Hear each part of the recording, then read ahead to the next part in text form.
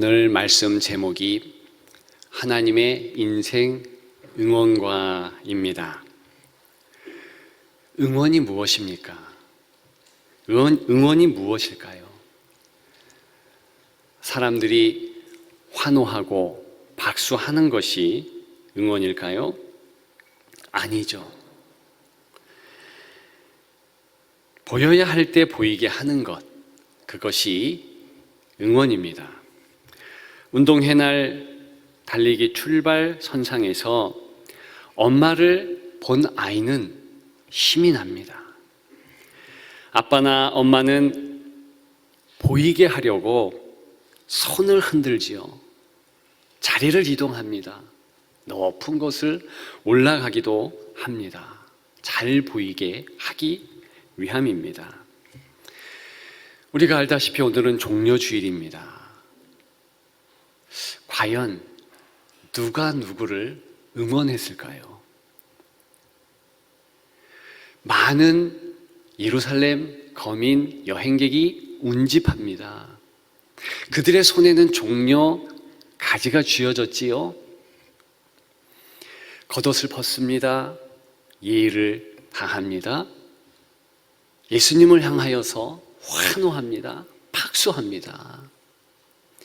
그랬기 때문에 예수님이 그들 응원을 받으셨나요? 누가복음 19장에 의하면 예수님은 예루살렘 성 가까이 오셔서 우셨다 했습니다. 위로를 받지 못함이죠. 응원이 아닌 것이지요. 여러분, 누가복음 19장에 보면 예수님께서 예루살렘 성전에 입성하시기 전에 한 성을 먼저 들어가십니다. 여리고 성입니다. 그 성 이름이 종려나무의 성읍입니다. 따라서 많은 환영객들이 역시 종려나무 가지를 흔들었을 것입니다. 그러나 우리 주님은 그들에게 눈길을 주지 않으셨습니다. 오직 한 사람, 나무 위에 올라간 삭개오에게 주님은 주목하시지요. 삭개오야, 속히 내려오라. 내가 너희의 집에 유하여 하겠다. 신속히 삭개오는 내려오지요. 그리고 기쁘게 주님을 맞이했다. 즐거워했다. 그런 내용이 나오고 있습니다. 누가 누구를 환영했으며 누가 누구를 응원했습니까? 예수님이 삭개오를 응원했지요. 그랬기에 기쁨이 가득한 것입니다. 여러분, 과연 종려주일에 누가 누구를 응원하고 있는 것입니까? 당연히 예수님이 예루살렘 거민들을, 여행객들, 그리고 여러분들을 응원하고 계시는 것입니다. 그런 면에서 주님이 나귀 새끼를 타고 가신 것은 더 잘 주목받기 위함입니다. 더 잘 보이게 하기 위함이라는 것입니다. 곧 우리 주님은 십자가에 달려 돌아가실 것입니다. 왜 나무에 오르셨습니까? 더 잘 주목받고 더 잘 보이게 하기 위함입니다. 요즘 관종이라는 단어가 유행합니다. 관심종자, 관심 받기를 힘쓰는 자, 관종의 뜻 아니겠습니까? 우리 예수님은 이런 관종보다 더 절절히 주목받기를 원하시고 보여주시기를 원하십니다. 왜 그랬습니까? 그래야 생명 주실 수 있기 때문입니다. 예수 그리스도를 바라보는 자 살기 때문에 그렇습니다. 여러분, 오늘 우리가 읽은 이 빌립보서의 말씀은 초대교회의 영광송입니다. 초대교회가 예배 드릴 때마다 찬양을 올려드리는 찬양 시입니다. 그런데 그 찬양시 이전에 이 시는 하나님의 응원가라는 것을 잘 알 수 있습니다. 인생을 향한 하나님의 응원가지요. 오늘 본문 9절을 보십시오. 예수님을 지극히 높였다 했습니다. 모든 이름 위에 뛰어난 이름을 주셨다 했습니다. 왜 이렇게 높이셨습니까? 이유는 단 한 가지. 예수님을 통해서 응원하시기 위한 하나님의 마음 때문입니다. 높이 올려 들리신 예수님의 그 이름, 그 이름에 주목하여 참된 생명, 참된 은혜를 붙잡기 원함입니다. 여러분 아시지요? 예수님이 태어나실 당시에는 예수라는 이름이 흔했습니다. 그런데 지금은요, 가장 자녀들에게 이름 붙이기를 꺼려하는 1순위가 예수 이름입니다. 2순위가 유다예요. 미국이나 서양에 그렇습니다. 어떤 내용에 대한 반증입니까? 높여진 이름. 누구에게는 부담될 수 있지만 어떤 이들에게는, 특별히 그리스도인들에게는 응원의 이름, 능력의 이름, 큰 영광 돌릴 이름이라는 것입니다. 이런 이유 때문에 오늘 우리가 읽은 이 본문은 하나님의 인생 응원가입니다. 과연 우리 하나님은 누구를 응원하시겠습니까? 여러분, 이 응원가를 마음에 품으십시오.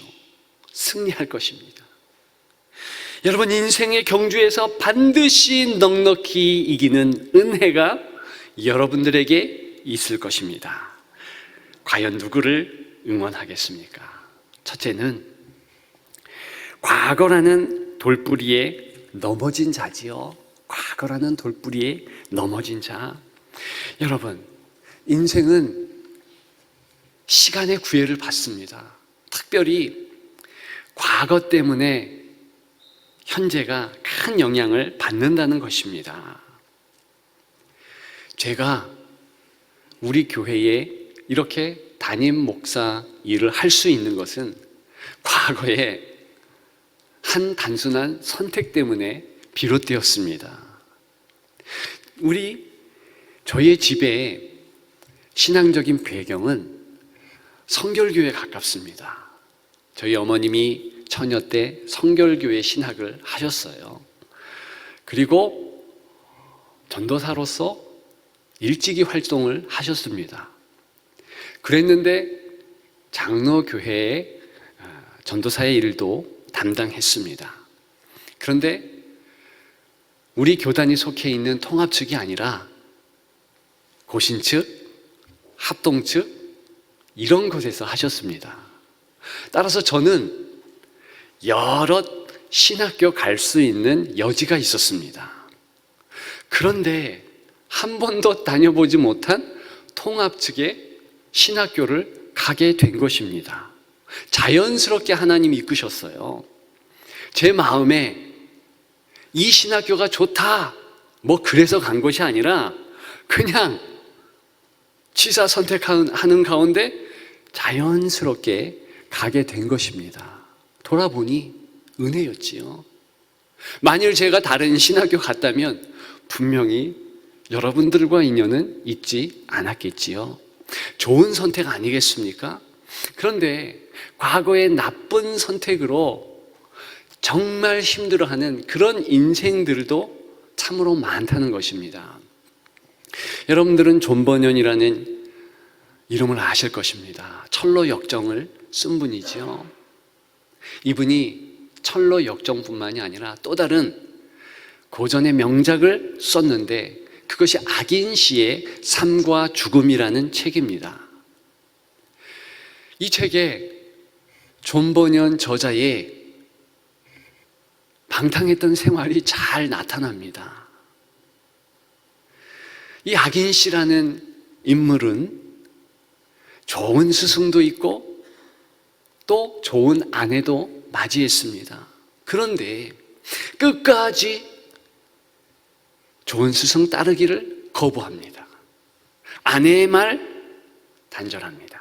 그리고 나쁜 친구, 그들의 말을 선택하게 되지요. 도적질을 배웁니다. 술 마시는 거, 밤새 방탕한 일들을 하는 것들을 스스럼 없이 선택하지요. 어떻게 됩니까? 지옥의 주인공이 되는 것이지요. 멸망의 아들로 나아갑니다. 여러분, 존 버녀는 실제로 악인 씨, 주인공 같은 초기의 생활을 살았습니다. 그런데 결단해서 끊고 선한 음성에 귀를 기울입니다. 그리고 돌이켰지요. 그러나 많은 이들이 존 버녀의 그러한 삶을 본받지 않지요. 악인 씨와 같이 자기 육정에 좋은 대로 가게 됩니다. 그런 과거의 선택 어떻게 됩니까? 현재까지, 아니 미래까지도 영향을 끼치는 것이지요. 그것이 저와 여러분들의 시간의 굴레, 특별히 과거의 굴레라는 것이지요. 이렇게 과거라는 돌부리에 처참히 넘어질 수 있습니다. 그런데 가장 문제가 되는 것은 우리가 어쩔 수 없는 아주 먼 과거의 막대한 절대적인 영향력입니다. 인생은 아담의 죄로 완전히 넘어진 자 아니겠습니까? 그래서 에베소서 2장 1절에는 허물과 죄로 죽었다 그랬습니다. 완전히 끝장난 거예요. 과거라는 돌뿌리에 걸려 넘어졌는데 이 돌뿌리가 알고 보니까 독성이 있는 돌뿌리예요. 걸려지면, 그래서 넘어지면 일어날 힘이 없는 것입니다. 죄의 돌뿌리죠. 여러분, 오늘 본문을 보십시오. 7절에 보면 우리 예수님께서 종의 형체를 가졌다 했습니다.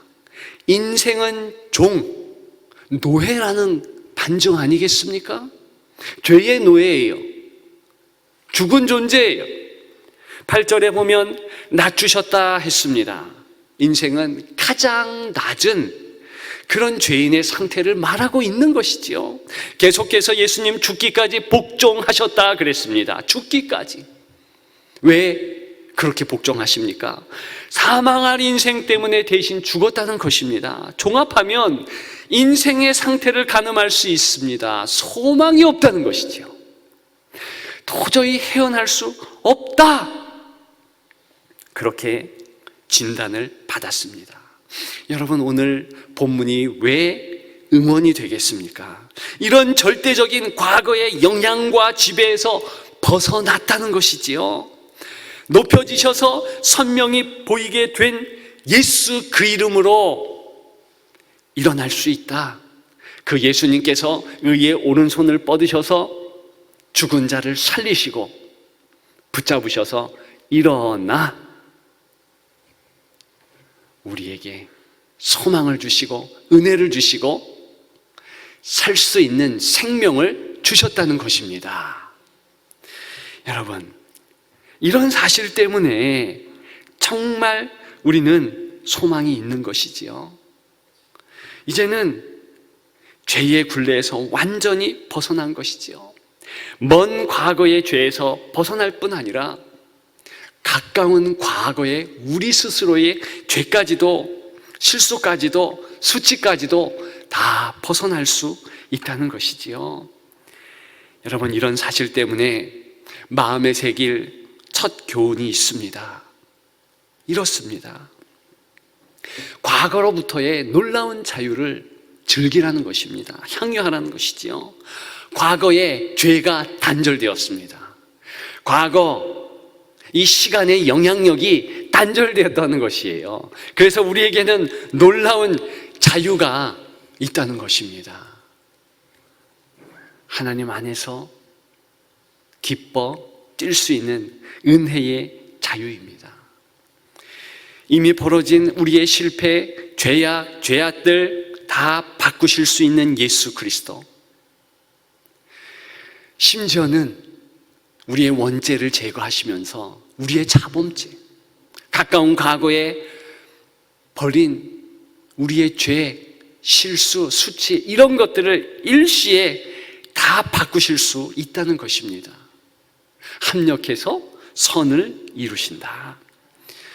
여러분, 그럼에도 불구하고 여전히 자신의 죄, 잘못, 수치 통탄하면서 울부짖고만 하는 그런 존재가 있다는 것입니다. 성도 가운데서도 그렇다는 거예요. 여러분, 정말 우리 민족은 좋은 DNA, 좋은 유전자가 있습니다. 은근과 끈기의 민족이요, 한다 하면 반드시 하는 좋은 민족입니다. 그럼에도 불구하고 어찌하여 OECD의 1등 자살 국가가 되었습니까? 그것은요, 자기를 받아들일 수 없는 거예요. 나를 받아들이면서 내가 과거에 일으켰던 수치, 죄, 잘못 이런 것에 대해서 스스로도 용서할 수 있어야 되는데 그렇지 않다는 것입니다. 여러분, 왜 이것이 문제가 되냐? 심지어는 그리스도인까지도 그렇게 못하는 것이죠. 다른 사람을 비난합니다. 좋아요. 다른 사람을 용서하지 않습니다. 좋아요. 그런데 자기 자신에 대해서도 그런 자세를 견지한다는 것입니다. 오늘 본문에는 이렇게 높이 들리신 예수 그리스도의 이름 때문에 우리는 죄에서 해방되었다. 이런 선포가 담겨 있는데도 불구하고 우리는 우리 스스로를 용납하지 못하는 거예요. 용서하지 못하는 거예요. 여러분, 과거는 과거일 뿐 용서하시고 용납하시는 여러분들 되시기를 주님의 이름으로 축복합니다. 바로 그거예요. 바로 그거. 나는 죄의 과거와는 단절되었다. 나는 승리한다. 이렇게 놀라운 자유를 향유하시는, 즐기시는 여러분들 되시기를 주님의 이름으로 축복합니다. 여러분, 두 번째, 어떤 자를 응원하십니까? 미래를 두려워하고 염려하는 자입니다. 미래를 두려워한다. 여러분들은 미래가 두렵지 않습니까? 사실은 미래는 누구도 예견할 수 없습니다. 지난 19세기 말에 미래학자들이 내놓았던 여러 유형의 예언들을 조사했다는 것입니다. 그런데 그 결과 다 틀렸다는 거예요. 지금의 미래학자들처럼 기존 지식의 데이터를 근거로 해서 19세기 말이 어떨 것이다, 20세기, 21세기가 어떨 것이다, 그렇게 예견했다는 것입니다. 그러나 아무도 인터넷이 출현할 것을 몰랐습니다. 유전자 연구가 발달할 것인 줄 몰랐습니다. 기술공학이 이토록 발달할 줄 몰랐습니다. 공산주의가 그렇게 처참하게 무너질 줄 아무도 몰랐어요. 오히려 예견한 것은 기독교 무너진다, 종교 없어진다, 그렇게 예견했습니다. 결과는 전혀 그렇게 되지 않았습니다. 무엇을 의미합니까? 인생은요, 그냥 지금 살아가는 존재지 미래를 예견할 수 있는 능력의 존재가 아니라는 거예요. 여러분, 정말 여러분 삶에서 내일이 어떻게 전개될 줄 압니까? 그냥 가능성만 알고 있는 것이죠. 가능성만 붙잡는 것이죠. 그런데 왜 그 가능성 앞에서 두려워하고 무서워하고 염려하느냐? 여러분, 오늘 본문을 보십시다. 11절에 보면 모든 입으로 예수 그리스도를 주라 시인하여 그랬습니다. 이때 주라는 것은 과거의 시간을 관장하는 주, 현재뿐 아니라 미래까지도 붙잡고 섭리하시는 바로 그러한 주를 일컫습니다. 아우구스티누스에 의하면 하나님 도성의 왕이에요. 이 땅 세계의 그런 왕이 아니라 하나님의 도성, 완벽한 미래의 끝도 붙잡으시고 예견하시고 이끄시는 왕이라는 뜻입니다. 그런 주인이시라는 뜻이에요. 그 주인이 여러분 어떻게 말씀하셨습니까? 눈을 들어 하늘을 보라. 참새 한 마리도 떨어지지 않는다. 공중의 새, 들의 백합화 보라. 너희가 그보다 중하지 아니하냐. 여러분 그렇게 약속하시면서 내가 세상 끝날까지 너희와 항상 함께하리라 약속하셨죠. 오늘 같은 빌립보서에는 뭐라고 말씀하셨습니까? 여러분 이 빌립보서의 1장 6절에 보면 너희 안에 착한 일을 시작하신 이가 그리스도 예수의 날까지 이루실 줄을 우리는 확신하노라 그랬습니다. 착한 일을 시작하신 이가 끝까지 책임지신다는 거예요.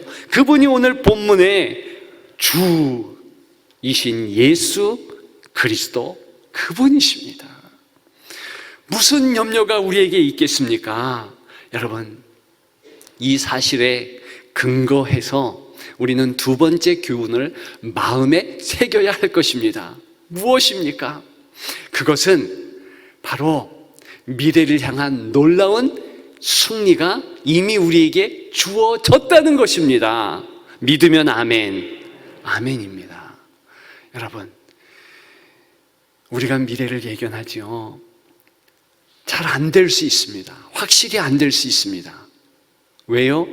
내 뜻, 내 생각에 미달하거나 넘치거나 딱 맞아 떨어지지 않을 수 있습니다. 그러나 반드시 되는 것은 주의 뜻, 주의 생각, 주의 섭리 안에는 들어맞는다는 것입니다. 그러므로 우리는 주의 생각 알고 주의 뜻이 무언가 알면 염려할 것이 없는 것이지요. 여러분 왜 항상 기도해야 될 것입니까? 그것은 기도를 통해서 하나님 마음, 하나님 뜻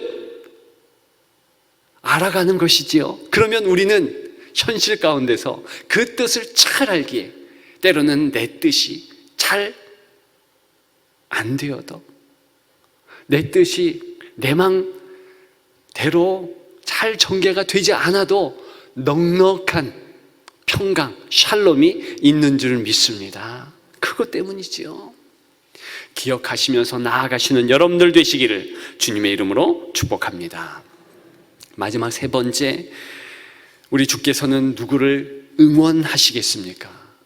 지금 살아가는 성도들이지요. 여러분, 사람들의 현재의 삶이 쉽지 않다 합니다. 성도라 할지라도 쉽지 않은 것 뻔하지 않습니까? 여러분 얼마나 이 땅의 삶은 버겁습니까? 7살짜리 유치원에 다니는 아이도 힘들대요. 어렵대요.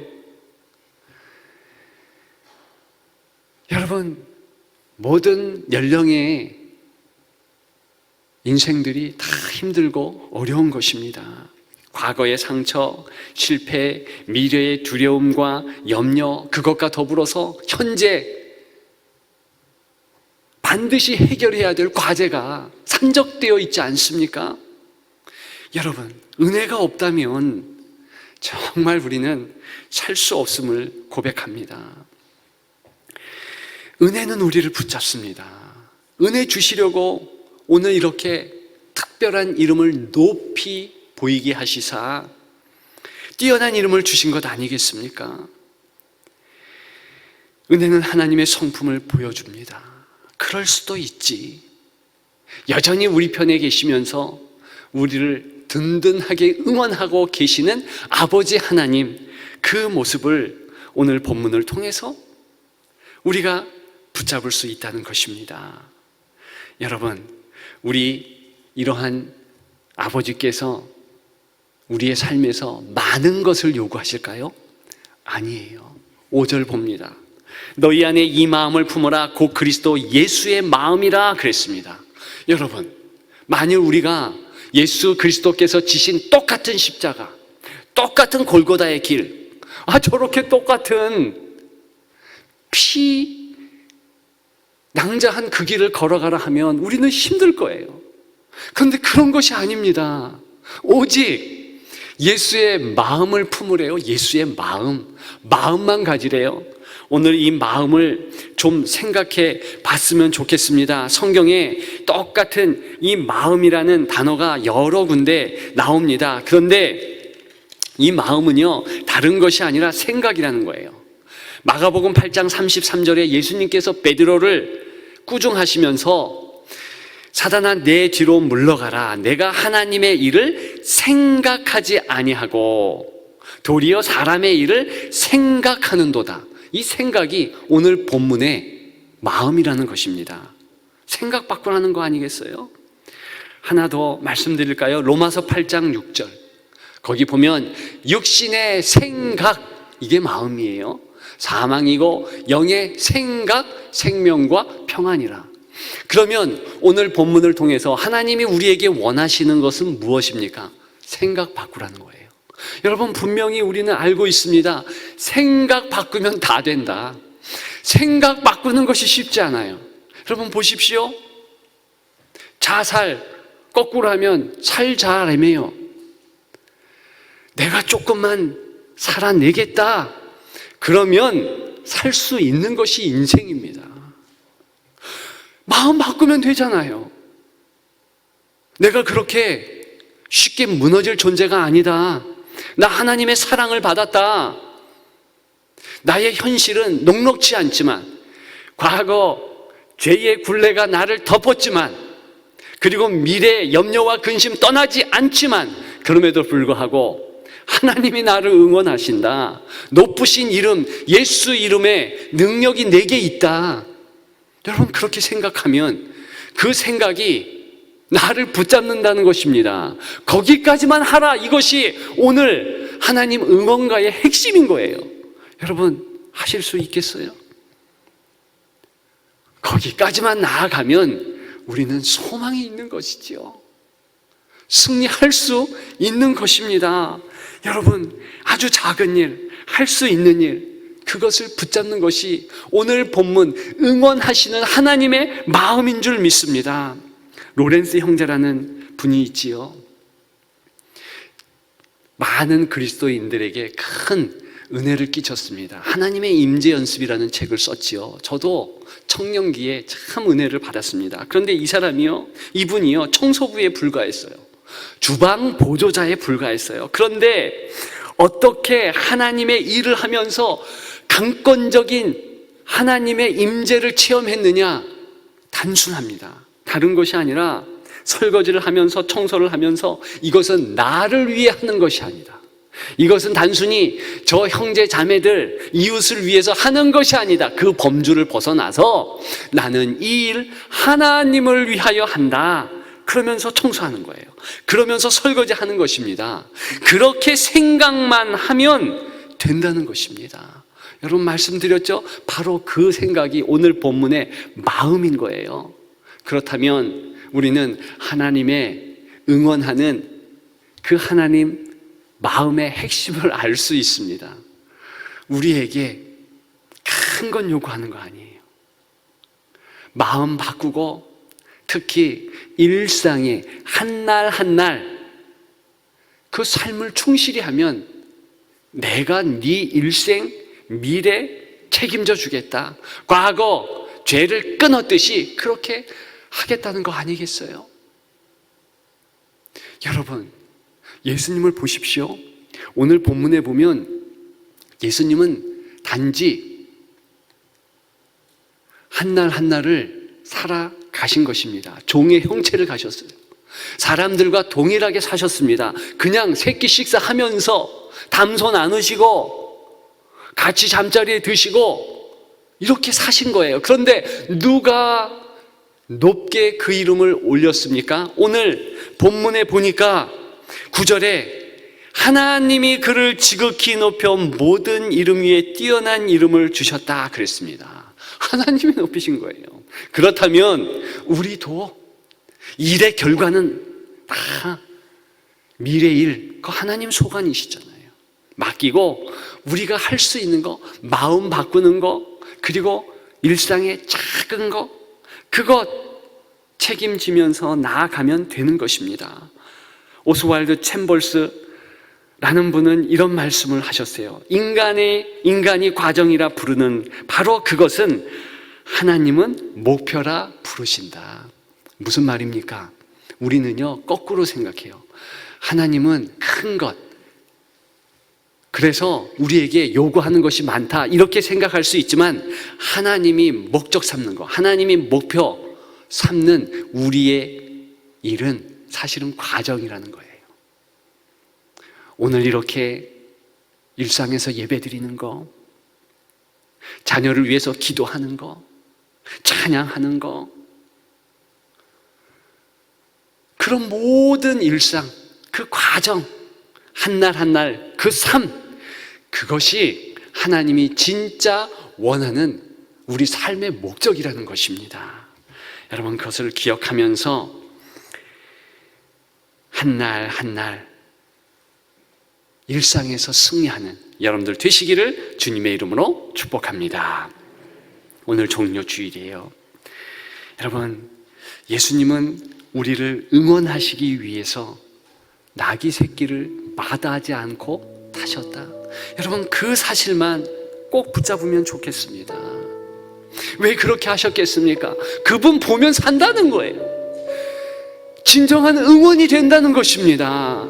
예수 이름으로 승리할 수 있다는 그런 내용 아니겠습니까? 여러분, 우리는 그렇게 승리할 수 있습니다. 다른 것 보지 마시고 주님만을 붙잡고 주님만을 바라보는 여러분들, 이 사순절 절기의 끝자락 종료 주일을 지내는 우리가 되기를 주님의 이름으로 축복합니다. 축복합니다.